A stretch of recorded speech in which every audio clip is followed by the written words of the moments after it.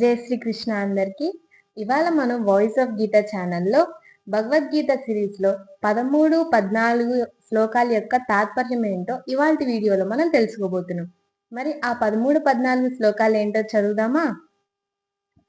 అద్వేష్టా సర్వభూతానాం మైత్రః కరుణ ఏవ చ నిర్మమో నిరహంకారః సమదుఃఖ సుఖక్షమీ సంతుష్టః సతతం యోగి యతాత్మా దృఢనిశ్చయః మయ్యర్పితమనో బుద్ధిః యో మద్భక్తః స మే ప్రియః.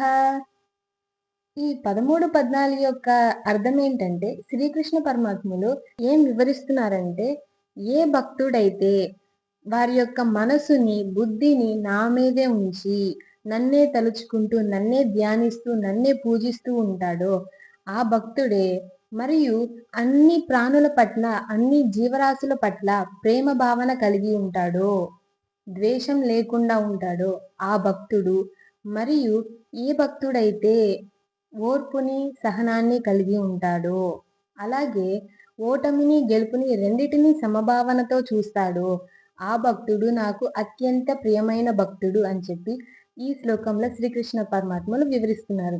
అంటే దీని అర్థం ఇంకా ఏం చెప్పాలంటే, నా ప్రియమైన భక్తుడు అంటే ఓర్పు సహనాలు కలిగి ఉండి అహంకారం లేకుండా ఉండి ప్రతి జీవరాశుల అన్నిటి పట్లను ప్రేమ భావన కలిగి ఉంటాడు.